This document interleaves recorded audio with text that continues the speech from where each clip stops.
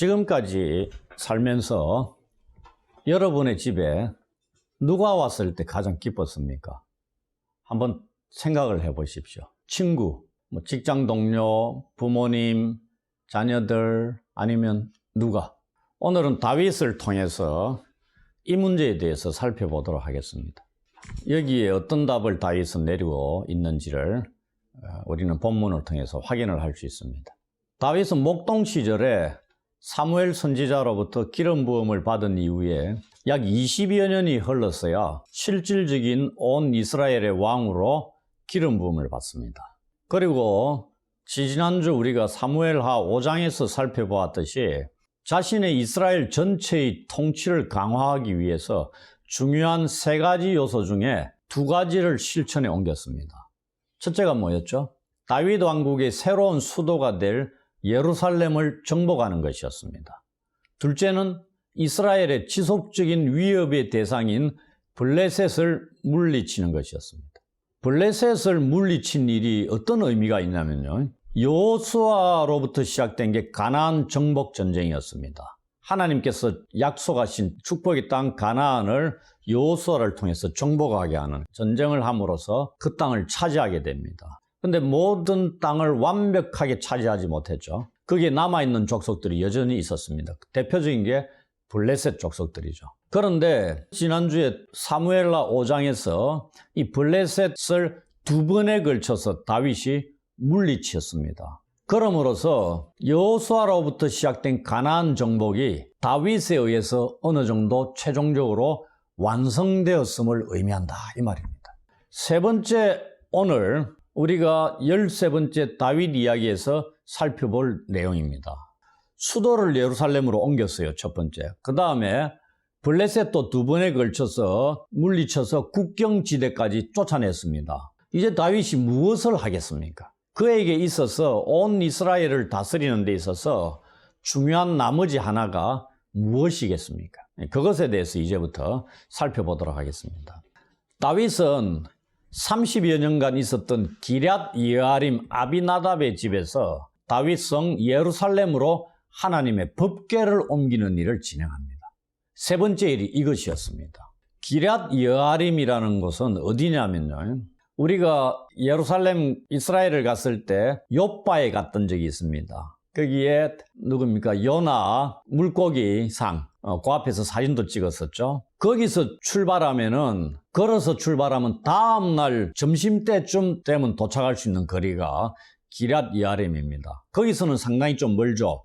그런데 그곳이 산등성이 꼭대기에 있는 마을입니다. 기럇 여아림에서 동쪽으로 보시면 넓은 계곡을 가로질러 보면은 예루살렘의 모습이 보인답니다.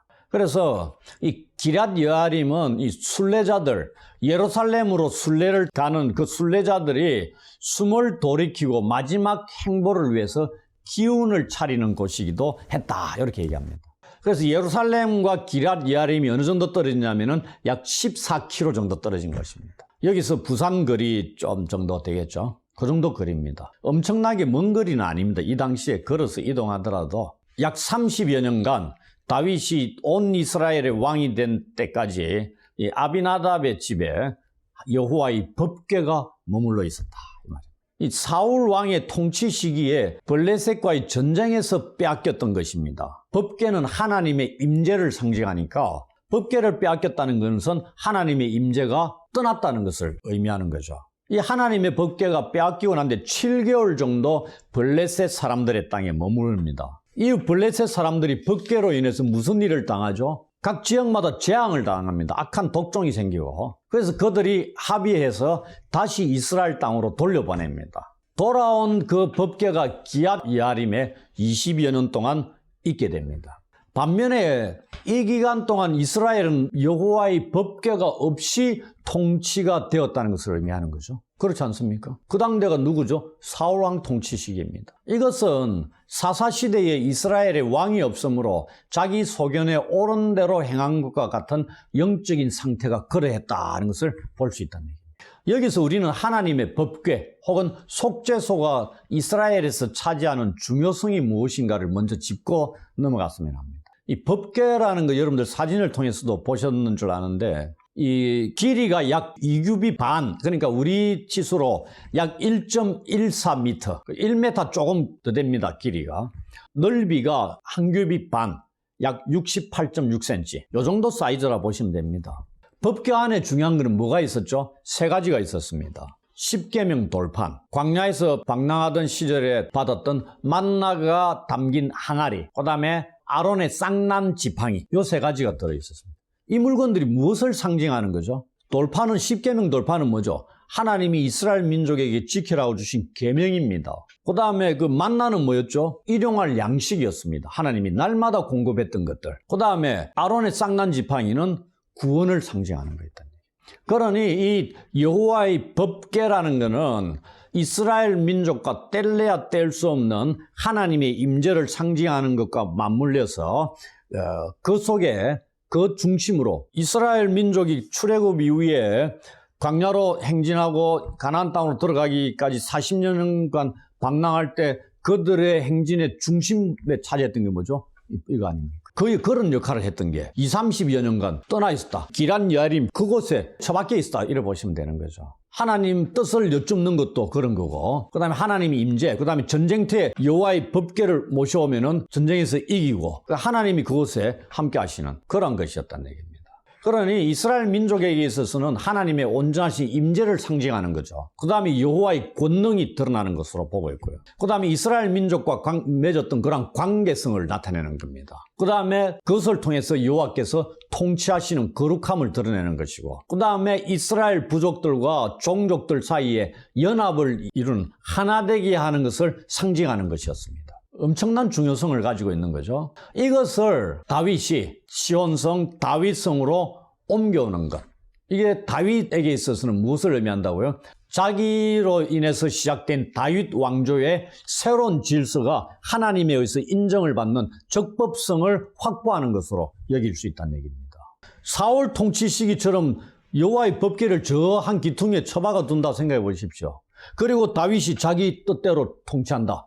이렇게 된다는 얘기입니다. 그런데 여호와의 법궤를 모신다는 것은 이스라엘의 온 통치자가 누구라는 걸 인정한다. 다윗 왕이 여호와라는 것을 인정하는 겁니다. 그런 의미가 담겨 있는 게 법궤를 다윗성으로 모셔오는 겁니다. 다윗이 하나님의 궤를 다윗성으로 옮겨오려고 한 이유가 무엇일까요? 얼핏 제가 조금 말씀을 드렸지만은 이 법궤가 온다는 것은 곧 하나님이 오시는 겁니다. 다윗을 온 이스라엘 왕으로 세우신 분이 여호와 하나님이시잖아요. 하나님이 다윗의 주인 되십니다. 이스라엘의 참 왕이시기도 하고요. 그러니 다윗성의 지금은 주인이 다윗 왕으로 생각하는데 다윗은 그 다윗성의 참 주인이 여호와시라는 것을 인정하고 있는 겁니다. 다윗이 이것을 알고 주인이신 분을 모시듯이 법궤를 자신의 집, 곧 다윗성으로 옮기려고 한 것이다. 그리고 다음 주에 살펴보게 될 사무엘하 7장에서 다윗이 법궤를 모셨는데 장막에 모셨잖아요. 이제 어떻게? 여호와께서 거하실 집을 지어드리려고, 그게 뭐죠? 성전을 지어드리려고 합니다. 근데 하나님께서 거절하시죠. 그래서 포기합니다. 대신 그 아들이 짓게 될 것이라는 신탁을 받습니다. 그래서 다윗은 성전을 지을 모든 재료들을 다 준비합니다. 생전에. 엄청나게 준비를 해놓는 거죠. 아들이 쉽게 지을 수 있도록.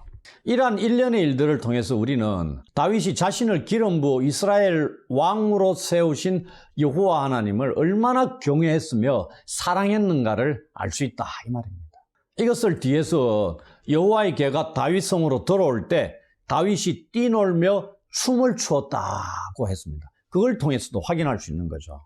다윗은 하나님의 법궤를 아비나답의 집에서 다윗성으로 옮기기 위한 대대적인 준비를 갖춥니다. 이스라엘에서 뽑은 무리를 3만 명을 동원합니다. 생각해 보십시오. 법궤 하나 움직이는데 법궤가 사이즈가 그리 크지 않다 그랬죠. 그거 옮기는데 3만 명의 인원을 동원한다. 이런. 우리가 인원이 막대하다 그러면은 공사가 큰 겁니다. 일이 규모가 크다는 것을 느낄 수 있는 거죠. 어찌 보면 중요하다 이렇게 느낄 수 있는데 여호와의 궤는 사이즈는 그리 크지 않습니다. 그런데 이스라엘 민족에게 있어서 여호와의 궤가 차지하는 중요성은 어마어마했다 이 말입니다. 그 3만 명을 동원해서 바알레 유다로 갑니다. 처음 듣는 듯한 이름인 것 같은데 이곳이 바로 기럇 여아림입니다. 그 옛 이름이 이거거든요. 이 많은 인원을 동원했다 한번 생각해 보십시오. 그런데 이 법궤를 새로운 수레에 싣고 아비나답의 두 아들인 우사와 아효가 몰고 갑니다. 법궤를 실은 수레가 이제 앞에 가죠. 그 다음에 그 뒤를 따르는 다윗과 온 이스라엘 족속이 궤를 옮길 때 잣나무로 만든 여러 악기 그리고 수금, 비파, 소고, 양금, 재금으로 연주를 하면서 찬양을 합니다. 그 장관을 한번 직접 눈으로 한번 본다 생각해 보십시오. 어마어마한 구경거리가 될 수도 있습니다. 안 그렇겠습니까? 그런데 법궤를 다윗성으로 모셔오는 일이 이처럼 다윗에게 있어서 혹은 이스라엘 민족 전체에 있어서 중대성을 지닌 사건이었다. 그래서 세 번째, 다윗이 온 이스라엘의 왕이 되고 난 뒤에 그 통치를 확고히 하는 데 있어서 추진했던 그 세 가지 중에 마지막이 이것이었습니다. 법궤가 다윗성으로 들어오는 것은 다윗에게 있어서 두 가지 일을 의미합니다. 하나는 이스라엘 종교의 원래의 뿌리와 다시 결합하는 것을 의미합니다. 원래 뿌리가 이거였잖아요. 30여 년간 여호와의 법궤 없이 이스라엘이 통치가 된 겁니다. 이걸 회복시킨다는 이 말입니다. 이 법궤를 통해서 여호와의 임재를 상징하는 것, 그곳에 십계명 돌판도 있었다 그랬죠. 하나님의 말씀이 선포되는 것이고, 그래서 전통적인 그 믿음의 기초가 되는 이 법궤와 다시 한번 온 이스라엘을 다윗 왕이 단단하게 묶어주는, 결속시키는 이것을 법궤를 옮기는 것으로 여겼다 이 말입니다. 30여 년간 잃어버렸던 하나님과의 관계를 다시 회복시키는 겁니다. 하나님께서 이스라엘을 통치하시도록 그 자리를 내어드리는 거죠. 그리고 하나님을 예루살렘에서, 온 이스라엘의 수도인 예루살렘에서 경배하기를 원했다는 것입니다. 그래서 법궤를 옮길 때 거대한 축제를 벌인 거죠. 찬양하고 충분히 이해할 수 있는 자연스러운 반응이었다 하는 것입니다. 다른 하나는 새롭게 출범하는 이 다윗 왕정, 사울 왕과는 이제 떨어진, 결별된 거죠. 다윗 왕정이 옛 이스라엘의 적법한 선계자라는 것. 그리고 법궤를 통해서 다윗 왕정이 하나님으로부터 인정을 받는 합법성을 띠는, 우리가 말하면 이제 왕 혹은 정부다 하는 것을 보여주는 일입니다. 온 이스라엘에 알리는 거죠. 이게 정통성을 확보하는 거다는 얘기입니다. 굉장히 필요한 거죠. 왕이 되는 사람에게 있어서. 그러나 이 법궤를 옮기다가 낙원의 타작마당에 이르렀을 때 소들이 뜁니다. 갑자기 뛰어버린 거죠. 그러니까 우사가 손을 들어서 하나님의 궤를 붙들게 됩니다. 이러한 우사의 잘못함으로 인해서 여호와께서 진노하셨다 되어 있습니다. 그래서 우사를 치시니 그곳에서 그는 죽어버립니다. 이에 다윗이 분노를 했다고 되어 있습니다. 그러면서 그곳 이름을 베레스 우사라고 칭합니다. 이 본문에서 우리는 두 가지 어려움에 직면합니다. 하나는 죽음에 이르게 된 우사의 잘못이 무엇인가 하는 것이고요. 두 번째, 여호와께서 우사를 치셨는데 다윗은 왜 분노를 하느냐 하는 겁니다. 이 두 가지는 상당히 신학자들에게 있어서도 어려운 문제 중에 속하는 겁니다. 우선 첫 번째 어려움인 우사의 잘못이 무엇이었느냐 하는 문제를 살펴보도록 하겠습니다. 여기에 대한 답으로 다양한 견해들이 제시가 되고 있습니다. 여기서 다 설명드릴 필요는 없고요. 저는 다음의 설명을 따르려고 합니다. 모세율법을 보시면은 레위인들이 법궤의 사진을 보면 참 좋겠는데 법궤에 부착된 고리가 있습니다. 양쪽에 네 군데겠죠. 거기에 막대기를 끼워서 레위인들이 운반해야 한다고 기록하고 있습니다. 이것은 12절 통해서도 확인할 수 있고요. 그런데 수레를 통해서 옮겼다고 되어 있잖아요. 이게 뭐냐면은 블레셋인들, 무할례자, 할례받지 아니한 블레셋인들이 생각해낸 방법이었습니다. 여호와의 법궤를 다시 이스라엘 땅으로 돌려보낼 때 했던 거잖아요. 베세메스로 가는 수레, 새로운 수레를 만들어가 거기에 법궤를 싣고 새끼 떼고 소를 몰고 보냅니다. 이 블레셋인들이 했던 방법입니다. 근데 우사가 법궤에 손을 댔다는 것은 우사가 잘못을 했는데 이미 여호와의 궤를 수레에 실었다는 것 자체가 잘못된 거죠. 그래서 파탄을 초래하게 된 상황이 이미 벌어진 겁니다. 그리고 마지막으로 행한 최후의 사소한 일에 불과한 게 우사가 손대고 붙잡은 거다 이 말입니다. 이 법계 자체는 막대기로 끼워가지고 맨다는 얘기는 인간의 손이 법계에 접촉되면 안 된다 이 말입니다. 뭐 열어본다는 건 더더구나 안 되죠. 베세메스가가 열어봐가지고 수도 없이 많이 죽었잖아요. 그러니까 기랏 여아림에 머물게 된 겁니다. 그런데 이걸 만져버린 거죠. 인간이 여호와의 임재를 상징한 법궤를 만진 겁니다. 레위인들도 만질 수 없다 돼 있죠. 네, 만질 수 없습니다. 만지면 죽습니다. 다음으로 다윗의 분노를 우리는 어떻게 이해해야 되느냐.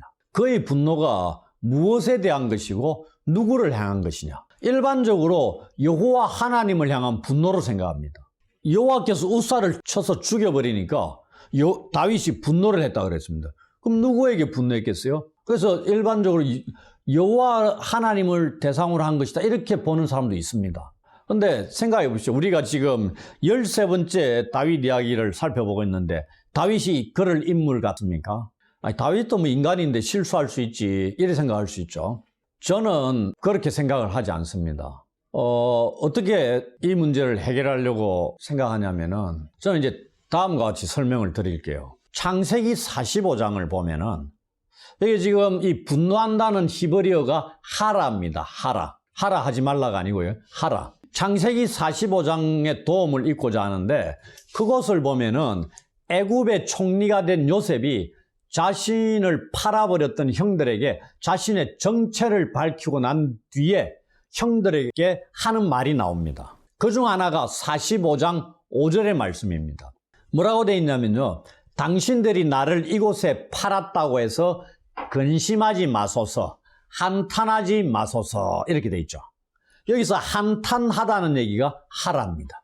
이 한탄하다는 걸 표준 세번역에 뭐라고 번역되어 있냐면은 자책하지도 마십시오 이렇게 되어 있습니다. 이 번역이 오늘 우리 본문의 다윗의 분노를 이해하는데 적절한 도움을 준다고 저는 생각합니다. 즉 다윗은 지금 지극정성으로 하나님의 궤를 다윗성으로 옮기려고 했는데 우사의 사건을 통해서 실패하게 됩니다. 그는 이 사건을 통해서 어떻게 스스로 자책하고 있다 이렇게 볼 수 있지 않느냐. 이 분노한다는 히브리 용어가 한탄한다, 그 다음에 자책하다 이렇게 다양하게 번역이 됐다는 얘기입니다. 자신의 잘못을 깨닫게 됐다는 얘기입니다.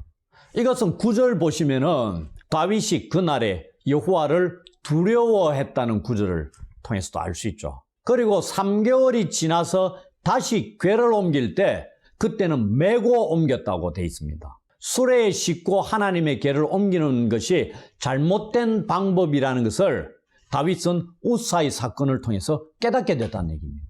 이러한 다윗의 깨달음, 이 기록이 역대상 15장에도 나오는데요. 제가 말씀드렸죠. 다윗 이야기를 살펴보면서 사무엘 상하, 열왕기, 그 다음에 역대기 상하, 이런 역대상 15장 13절에 무슨 말씀이 있냐면요. 전에는 너희가 매지 아니하였으므로 우리 하나님 여호와께서 우리를 찢으셨으니 우사를 치셨잖아요. 찢으셨는데 다윗은 우리를 찢으셨다고 받아들이고 있습니다. 하나님의 진노가 우사에게 임했지만은 다윗 자신의 잘못도 인정하게 됐다는 얘기죠. 이는 우리가 규례대로 그에게 구하지 아니하였습니다. 이렇게 되어 있습니다. 우사의 사건을 통해서 다윗은 여호와의 궤를 다윗성으로 옮기지 못하고 가드 사람 오벳에돔의 집으로 옮겨서 그곳에 3개월을 둡니다. 기랏 여아림에 20년 있었는데 3개월 정도. 더 길어졌을 수도 있는데 3개월이 지나서 무슨 일이 생기냐면 오벳에돔의 집에 여호와께서 머무시는 겁니다. 오벳에돔은 우리말로 하면 뭐였죠? 횡재인 겁니다. 어마어마한 횡재 아닙니까? 평생 가도 어떻게 여호와가 우리 자기 신의 집에 거할 수 있냐 이 말입니다. 자, 아까 괴가 오는 게 뭐가 오는 거라고요? 하나님이 오시는 거다 말씀드렸잖아요. 그래서 여호와께서 그의 온 집에 복을 주셨다 돼 있습니다. 어떠한 복을 주셨죠? 본문에 없습니다. 또 우리는 역대상 26장 4절 5절에 보시면 오벳에돔에게 8명의 아들을 낳는 복을 주셨다고 기록하고 있습니다. 한 명도 아니고요. 이 3개월 머무셨는데 복을 주셨는데 8명의 아들이 딸도 아니고요. 아들을 낳는 복을 이 집에 주셨다는 겁니다. 이 당대에 자녀 중에 아들을 낳는 복을 준다는 것, 대가 끊어지지 않고 번성하는 복은 어마어마한 복입니다. 이 복을 주셨다는 걸 또 나옵니다. 어떤 사람이, 익명의 누군가가 이 소식을 다윗에게 전합니다. 하여튼 이 성경에 어떤 사람, 누군가, 이건 누군지는 모르지만은 큰일 하는 겁니다. 그러면서 다윗이 그 집에 여호와의 궤가 3개월 머무르는데 그러한 복을 주셨구나. 그래서 다시 옮겨올 수 있는, 시도할 수 있는 용기를 갖게 된 겁니다. 그래야 다윗이 가서 이번에는 하나님의 궤를 기쁨으로 메고 오벳에돔의 집에서 다윗성으로 올라갑니다. 다윗이 이 일을 얼마나 조심스럽고 정성스럽게 진행하고 있는가는 13절이 보여줍니다. 그리고 더 자세한 준비 사항에 대해서는 또 역대상 15장 1절로 15절에 길게 기록하고 있어요. 그것을 보면 다윗이 아론 자손과 레위 사람을 862명 정도를 모았다고 알 수 있습니다. 엄청난 레위인들을 모았습니다. 하나님이 궤 하나 옮기는데 어차피 레위인들이 메고 가야 되잖아요. 메고 가는데 862명이 멜 수 있습니까? 아니죠. 기본 한 4명 정도만 메면 됩니다. 그런데 862명이나 해당되는 레위 사람을 모았다 이 말입니다. 첫 번째 시도할 때는 이스라엘 백성들 3만 명을 동원했다고 되어 있잖아요. 다윗의 중심을 보셔야 된다는 얘기입니다. 다윗 성을 가리켜서 뭐라고 그랬죠? 다윗의 집이다 얘기합니다. 그렇게 얘기했잖아요. 자기 집에 여호와를 모시는 데 있어서 이 정도 정성을 쏟아붓는다 이 말입니다. 왜? 가장 다윗이 사랑했기 때문에 그런 거예요. 이 레위인들을 성결하게 한 후에 궤를 매게 한 것임을 알 수 있습니다. 보시면은 여호와의 궤를 맨 사람들이 6걸음을 가매 다윗이 소와 살찐 송아지로 제사를 드렸다 되어 있습니다. 6걸음 떼고 제사를 드렸다고 되어 있습니다. 무슨 의미인지 알 수 있겠습니까? 설명이 안 나와 있습니다. 근데 숫자가 6입니다. 우리가 숫자 6은 불완전수입니다. 그냥 생각은 1차적으로 옮기다 실패했잖아요. 웃사가 죽임을 당했습니다. 여호와를 다윗이 두려워 떨었습니다. 두 번째는 정상적으로 메고 옮깁니다. 그런데 이번에는 어떻게 될지 어떻게 알아요? 그래서 6걸음 지나고 난 뒤에 어떻게 됐다? 멀쩡했다 이 말입니다. 메고 가는데 그러면서 이제 소와 살찐 송아지로 제사를 드린 겁니다. 그 다음에 쭉 행진을 하는 겁니다. 여호와의 함께하심, 허용하심을 제사를 받으셨겠죠? 그래서 확인하고 다윗성으로 쭉 가는 겁니다. 혹자는 6걸음 뛸 때마다 제사를 드리지 않았느냐? 저는 그렇게는 좀 첫 번째 6걸음을 뛰고 제사 드리고 그 다음 확인하고 쭉 가지 않았느냐? 그렇게 생각합니다. 그리고 다윗이 배 에봇을 입었다 되어 있습니다. 이 배 에봇이 어떤 옷이죠? 제사장이 제사장 직무를 수행할 때 입었던 소매 없는 긴 옷입니다. 다윗이 지금 송아지와 소로 제사를 드리는 거죠. 어떠한 신분으로? 왕인데 제사장의 역할을 하고 있다. 배 에봇을 입었다는 거다. 그리고 그 옷을 입고 여호와 앞에서 힘을 다하여 춤을 춥니다. 얼마나 기뻤으면 왕의 신분임에도 불구하고 온 이스라엘 백성들 앞에서 몸을 드러내면서까지 춤을 추었겠느냐. 이방 족속들도 자기의 신들에게 제사 드릴 때 제사장들이 춤은 추겠죠. 왕이 춤을 췄다는 기록을 거의 찾아볼 수 없습니다. 근데 지금 다윗은 왕으로서 춤을 추는 겁니다. 다윗성에 여호와의 궤가 들어오니 이거는 무슨 표현이다? 극에 달한 기쁨의 표현입니다. 기쁨을 주체할 수 없는 겁니다. 다윗이 계산적으로 해가지고 춤추고 요때쯤 가면 춤을 이렇게 춰야 되고 아니다 이 말입니다. 우리는 다윗이 어떠한 춤을 췄는지 춤의 종류에 관심 기울일 필요 없습니다. 중요한 거는 왜 그토록 기쁨에 겨워 춤을 췄느냐, 그 이유가 무엇이냐, 이걸 관심을 가져야 되는 겁니다. 자, 서두에 질문 던졌죠. 여러분의 집에 누가 오는 걸 가장 기뻐하느냐? 뭐겠어요? 답은 가장 사랑하는 자가 오는 겁니다. 그거 아니겠습니까? 원수가 집에 오는 것 기뻐하는 사람이 있습니까? 들어오는 것조차 두려워하는데, 서먹서먹한 사람이 들어올 때, 처음 보는 사람이 들어오는데 환장할 정도로 기뻐하는 사람이 있습니까? 아니죠. 자기가 가장 사랑하는 자가 내 집에 방문하는 걸 가장 기뻐하는 거겠죠. 다윗이 그겁니다. 여호와 하나님을 그가 얼마나 사랑했는가. 우리가 시편들을 보면은 알 수 있죠. 이렇게 기뻐 춤을 춘 이면에 있는 그 이유를 우리가 짐작해 보자면. 그래서 다윗이 기름 붓고 난 뒤에 도망자 신세로 십몇 년 동안, 그 다음에 7년 반 동안 반쪽 왕으로서 지내오고, 이런 과정들 20여 년간의 시간 속에서 여호와 하나님이 자기와의 관계가 어땠는가 다 돌아보는 겁니다. 우리가 이제 주마등같이 흘러 지나간다 이런 거 있죠. 지나온 시간들이 20여 년의 시간일지라도 다윗에게 있어서 이 순간이 가장 기쁘고 복된 시간이었을 수 있다 이 말입니다. 자기는 여호와의 궤를 모시지만 누구를 모시는다고요? 여호와 하나님을 모시는 겁니다. 자신에게 기름 부으셔가지고 이스라엘 왕으로 세우신 여호와께서 지금까지 20여 년의 세월 동안 온갖 어려움 속에서 자신을 지켜주셨잖아요. 인도해 주셨고 마침내 약속해 주신 바를 이루셨습니다. 그 하나님을 모시는 거죠. 그래서 우리가 다윗의 기쁨을 충분히 알 수는 없습니다. 그의 춤도 우리가 이해할 수 있겠습니까? 이해할 수 없습니다. 정확하게는. 그래서 어찌 보면 아내인 사울의 딸 미갈조차도 이해하지 못하고 오히려 방탕한 자의 춤으로 이해하며 비난하고 업신여겼습니다. 미갈의 행위에 대해서 나중에 말씀을 드릴게요.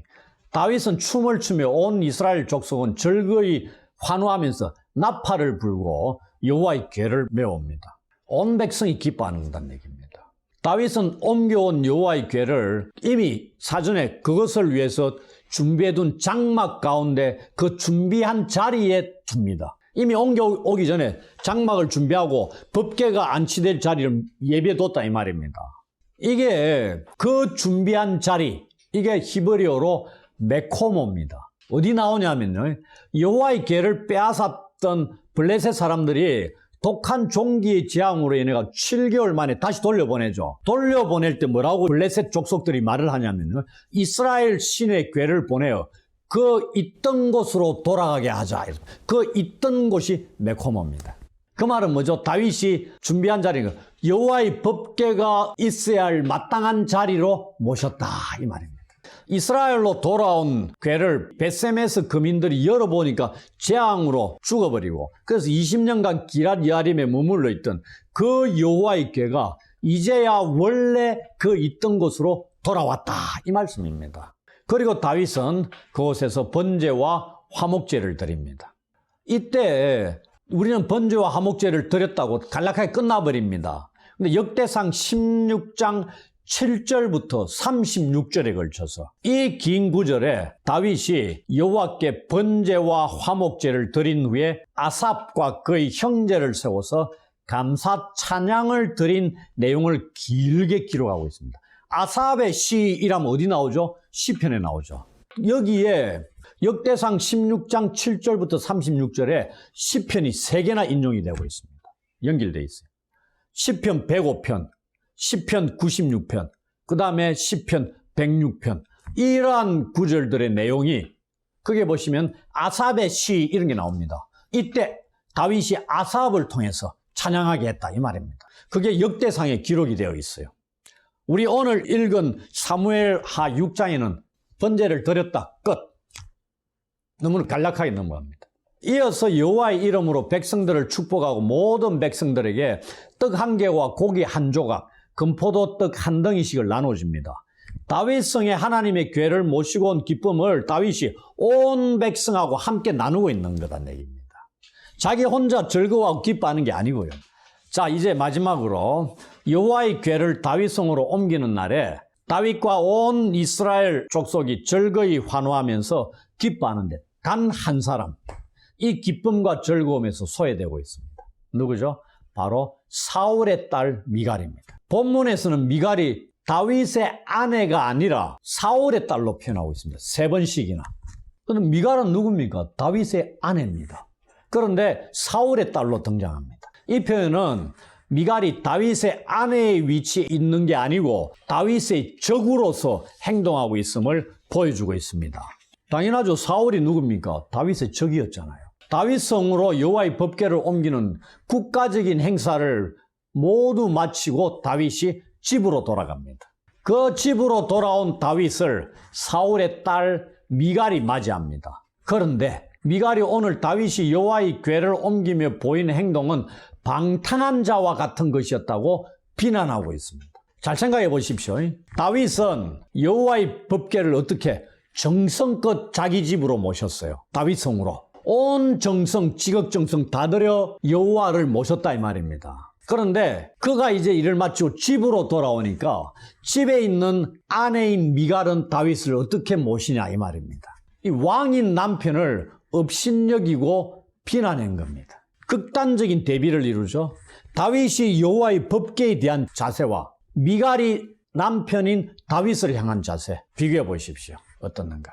그녀가 다윗을 이렇게 비난한 이유가 뭐겠습니까? 이유가 안 나와요. 어쩌면은 이 미갈은 자기 아버지가 귀신 들렸을 때, 통제력을 잃었을 때의 모습을 아마 보지 않았겠습니까? 그 다윗이 춤추는 것에서 아버지의 그 미쳤을 때의 모습하고 오버랩됐을 수도 있습니다. 미갈은 내 남편이 그렇게 되면 안 된다고, 내 남편이 무슨 저런 짓을 하느냐 이렇게 생각했을 수도 있지 않느냐. 정확한 이유는 모르지만은 중요한 것은 비난했다는 얘기입니다. 업신여겼다는 얘기입니다. 방탕한 자와 같이 취급했다 이 말입니다. 다윗이 지금 하나님 앞에서 하나님을 모시는 그런 행위를 하고 있는데 결국 누구를 비난하는 겁니까? 여호와 하나님을. 하나님께서 기름 부음 받아 세운 그 다윗을 비난하는 것은 여호와 하나님을 향한 것이다 꼭 생각할 수 있습니다. 이에 대해 다윗이 자신의 행위가 왜 정당했느냐 이유를 설명합니다. 21절에 보시면 다윗은 그 모든 행위를 여호와 앞에서 행한 것임을 알려주고 있습니다. 여호와께서 다윗 자신에게 어떤 일을 행하셨어요? 여호와께서 미갈의 아버지 사울과 그의 온 집을 버리셨습니다. 그리고 다윗을 택하셔서 여호와의 백성 이스라엘의 주권자로 삼으셨습니다. 다윗은 미갈에게 자신의 춤의 배경에 바로 이 사실이 담겨 있다는 것을 알려주고 있다는 얘기입니다. 그러면서 미갈의 비난을 맞받아치고 있습니다. 22절을 보십시오. 내가 이보다 더 낮아져서 스스로 천하게 보일지라도 네가 말한 바 계집종에게는 내가 높임을 받으리라 이런 말씀합니다. 결국 미갈은 죽는 날까지 자식이 없었습니다. 미갈에게 업신여김을 받은 다윗은 실제로 이스라엘 안에서 존중의 여김을 받았고 여호와에 의해서 높임을 받았는데 미갈은 다윗을 경멸해서 스스로 높아지려 하였으나 끝내 불임으로 낮아지고 말았다는 것입니다. 사울의 딸 미갈은 죽는 날까지 새로운 이스라엘의 왕인 다윗으로부터 완전히 단절된 채로 지냈음을 알 수 있습니다. 왜? 자식을 못 낳았기 때문에. 하나님께서 태를 닫으셨을 수도 있습니다. 그리고 당연히 다윗도 관계를 안 맺겠죠. 이제 마무리하겠습니다. 이 법궤 이야기는 여호와와 그분의 법궤에 대해서 잘못된 태도를 갖게 되면은 재앙을 당하게 된다는 것을 보여주는 것일 수 있습니다. 이것은 이스라엘 역사에서도 알 수 있죠. 엘리의 두 아들, 그렇죠? 그 다음에 블레셋 족속들, 그 다음에 벳셈에서 주민들, 그리고 본문의 우사가 그러한 예들입니다. 이 예들과 반대편의 예에 해당되는 게 누구죠? 오벳 에돔의 집. 본의 아니게 모셨지만은 그 다음에 오늘 본문의 주인공이 다윗입니다. 오늘 본문에 등장하는 세 명의 중심 인물을 통해서 우리는 우리에게 주시는 이 사건을 통해서 주시는 교훈을 정리하면서 오늘 이야기를 마무리하겠습니다. 첫 번째가 우사입니다. 우사는 하나님의 일을 잘못된 방법으로 행하다 죽음에 이르게 된 자입니다. 우사는 성경이 우리에게 보여주는 위험 표지판 역할을 하는 자입니다. 우사의 사건은 아무리 선한 의도로 하나님의 일을 행한다 할지라도 그것이 하나님의 말씀에 합당한 방법으로 진행되어야 한다는 것을 우리에게 보여주고 있습니다. 목적과 방법이 모두 하나님의 뜻에 합당해야 된다는 것입니다. 두 번째, 다윗입니다. 다윗은 사무엘상 13장 14절과 신약성경 사도행전 13장 22절에 똑같이 여호와의 마음에 맞는 사람이다 하고 칭해지고 있습니다. 다윗이 여호와의 법궤를 다윗성으로 옮기는 과정에서 우리는 여호와의 마음에 맞는 사람이 어떤 사람인가 하는 것을 엿볼 수 있었습니다. 저는 본문을 설명하면서 법궤가 오는 것은 하나님이 오시는 것이라고 말씀드렸었죠. 다윗을 온 이스라엘 왕으로 세우신 분이 여호와 하나님이십니다. 그래서 하나님은 다윗의 주인이셨죠. 이스라엘의 참된 왕이시기도 하고요. 그러니 다윗성의 참 주인은 바로 여호와 하나님이 되시는 것입니다. 다윗이 이것을 알고 주인이신 분을 모시듯이 법궤를 자신의 집인 다윗성으로 옮기려고 한 것입니다. 자기가 차지할 것이 아니죠. 우사의 사건을 통해서 자신의 잘못을 깨닫고 하나님의 뜻을 기다리는 자세까지 취합니다. 이러한 일련의 일들을 통해서 우리는 다윗이 자신을 기름 부어 이스라엘 왕으로 세우신 여호와 하나님을 얼마나 경외하고 사랑했는가를 확인할 수 있습니다. 이것을 뒤에서 여호와의 괴가 다윗성으로 들어올 때 다윗이 뛰놀며 춤을 추었다는 것을 통해 우리가 확인을 했었습니다. 아울러 여호와의 괴가 예루살렘으로 들어왔다는 것은 여호와께서 다윗을 왕으로 선택했다는 것, 그리고 시온성, 즉 다윗성을 선택하셨음을 확인시켜주는 것이라고도 볼 수 있습니다. 이로써 예루살렘은 남북 온 이스라엘 통치의 중심지가 되고 이스라엘 종교의 중심지가 되었습니다. 마지막 인물은 사울의 딸 미갈입니다. 다윗의 아내 미갈이 아니고요. 미갈은 여호와의 괴가 다윗성으로 들어오는 것에 대해 다윗이 기쁨에 겨워 춘 춤을 이해하지 못하고 그의 기쁨에 동참하지 못한 자였습니다. 이로써 그녀는 자신에게 주어진 마지막 남은 한 가지 희망마저도 발로 차버린 불쌍한 자가 되었습니다. 하나님의 마음에 합한 자의 아내로서 누릴 수 있는 모든 복을 잃고 자식 없이 생을 마감했습니다. 그 아버지 사울의 길을 따랐다고 볼 수 있습니다. 이제 우리는 웃사, 다윗, 그리고 미갈을 통해서 하나님 앞에서 어떠한 자의 모습으로 살아갈 것인가를 깨달아야 할 것입니다. 우리가 다윗 이야기를 읽고 배워나가는 이유를 생각한다면 답은 나와 있을 것입니다. 우리 또한 하나님의 마음에 합한 자로서 살아가는 자 되기를 주의 이름으로 축원합니다. 아멘.